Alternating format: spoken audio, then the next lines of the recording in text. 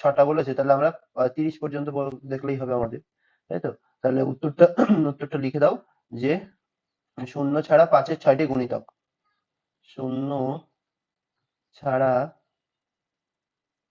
5-এর 6টি গুণিতক। তাহলে কি হবে? তুমি যেগুলো বললে সেইগুলো হবে যে 5, 10, 7-এর 3টি গুণিতক খুঁজি যারা 50-এর চেয়ে বড়। তাহলে আমরা আগে দেখবো 7-এর গুণিতক গুলো কি কি। তাহলে 7-এর গুণিতক হচ্ছে, 7-এর নামতা পড়তে হবে। 7 একে 7, 7 দুইয়ে 14, 7 তিনে 21, 7 চারে 28, 7 পাঁচে 35, 7 ছয়ে 42, 7 সাতে 49, 7 আটে 56, 7 নয়ে 63, 7 10-এ 70। আরো হবে, আরো 7 11 77 এইভাবে হতেই থাকবে। কিন্তু এখানে আমাদের কি বলেছে দেখো, 7-এর 3টে গুণিতক খুঁজতে হবে যেগুলো কিনা তোমার এই উম, উম, 50-এর চেয়ে বড়। তাহলে এখান থেকে একদম এই পর্যন্ত যে সংখ্যাগুলো আমরা দেখতে পাচ্ছি, হ্যাঁ, এখান এগুলো এগুলো সবই হচ্ছে 50-এর চেয়ে ছোট। দেখো 49 পর্যন্ত হচ্ছে 50-এর চেয়ে ছোট। কিন্তু তারপরের সংখ্যাগুলো যেগুলো আমরা দেখতে পাচ্ছি যে এই 56টাও 50-এর চেয়ে বড়, 63 50-এর চেয়ে বড়, 70 50-এর চেয়ে বড়। তাহলে আমাদের 3টে গুণিতক যেটা বের করতে বলেছে সেটা এই 3টেই হবে, 56, 63 আর 70। আমাদের যদি 4টে গুণিতক বের করতে বলতো তখন কিন্তু আরো একটা মানে 7 11 77 লিখতাম। যদি আমাদের 5টা গুণিতক বের করতে বলতো তাহলে 7 12 84 লিখতাম। এইভাবে 7 7 বাড়িয়ে দিলেই তোমার গুণিতক বের করা হয়ে যাচ্ছে। তাহলে এটা বুঝতে পারলে? তাহলে এবার আমরা এর উত্তরটা আগে লিখে নেব, তারপর উত্তরটা লিখবো। প্রশ্নটা কি লেখা আছে? 7-এর 3টি গুণিতক হলো, লিখবো 7, 7-এর 3টি গুণিতক হলো, হলো গুণিতক হলো, কি কি লিখবে? 56 আর 63 আর 70। তারপর কি লিখবে? যারা 50-এর চেয়ে বড়, যারা 50 এর চেয়ে বড়। এবার বলছে আহ, দুটি 2 অঙ্কের সংখ্যা ভাবি যারা 4-এর গুণিতক। তাহলে আগে আমাদের 4-এর গুণিতক বের করতে বলেছে, মানে আমরা 4-এর গুণিতক গুলো জাস্ট একটু দেখবো কি কি 4-এর গুণিতক। 4 একে 4, 4 দুইয়ে 8, 4 তিনে 12, 4 চারে 16, 4 পাঁচে 20, এইভাবে আরো লেখা যাবে অনেকগুলো। ওই সে 10 পর্যন্ত 11 পর্যন্ত আরো যত 4 করে বাড়াবে তত সব গুণিতক গুলো হবে। কিন্তু অত বেশি আমাদের লেখার দরকার নেই। আমাদের বলেছে 2 অঙ্কের সংখ্যা ভাবি। তাহলে 4টা হচ্ছে 1 অঙ্কের সংখ্যা, এটা হবে না।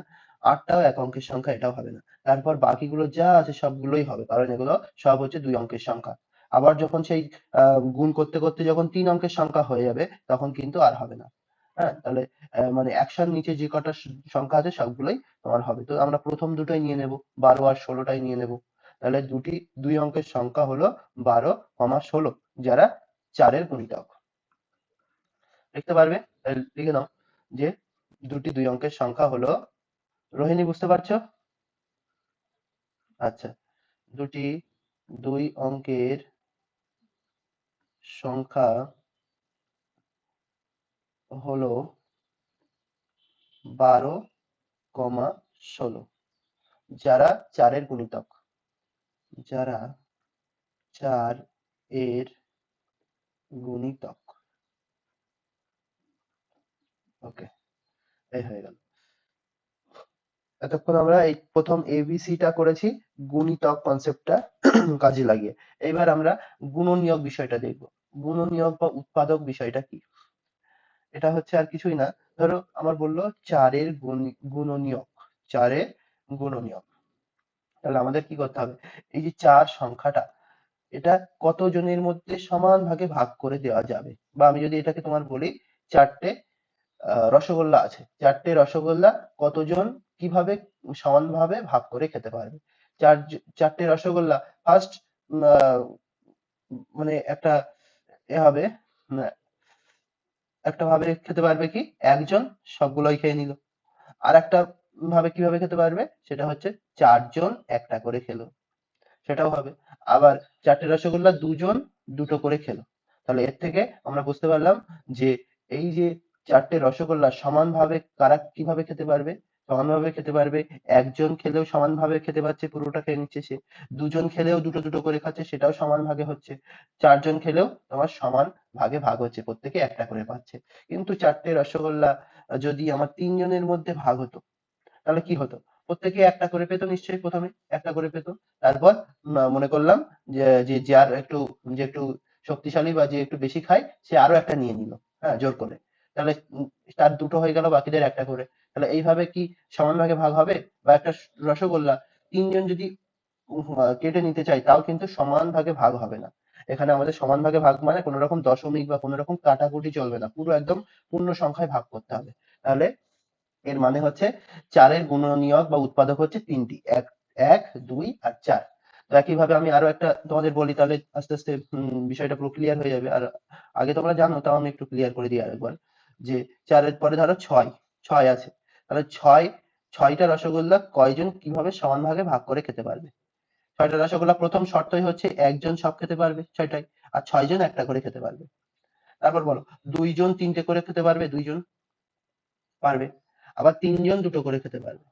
এই হয়ে গেল আমাদের উৎপাদক। তাহলে ৬ এর উৎপাদক বা গুণনীয়ক গুলো যদি বলে কি কি, তাহলে কি লিখবে? ১, ২, ৩, ৬। ১, ২, ৩ আর ৬। এবার তোমাদের আরো একটা বলি, ৮ এর উৎপাদক কি কি হতে পারে তোমরা বলো দেখি। কিছু কিছু হোক না হোক, কিছু হোক না হোক, তোমার তো ১ আর ৮ তো হবেই, তাই তো?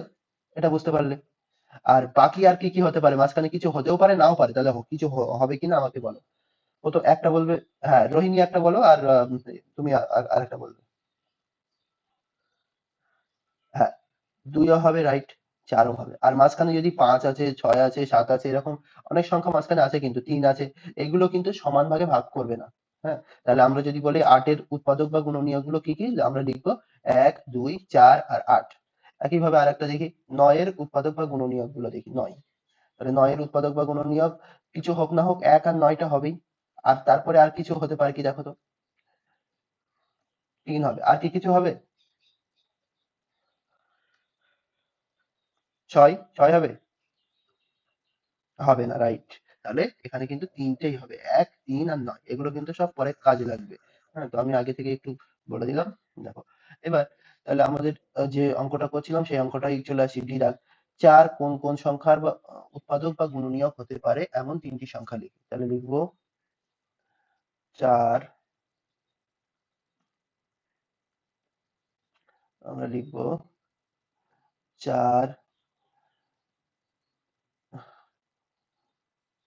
যে সংখ্যার উৎপাদক উৎপাদক বা গুণনীয়ক হতে পারে, গুণনীয়ক হতে পারে এমন ৩টি সংখ্যা হলো,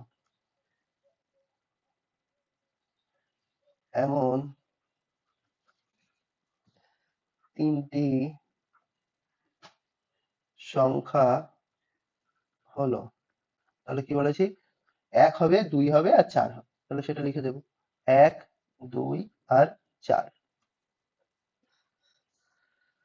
আচ্ছা, ঠিক আছে। এবার এবার দাগটা বলছে, এমন দুটি সংখ্যা খুঁজি যাদের লসাগু ১২ এবং যাদের যোগফল হচ্ছে ১০।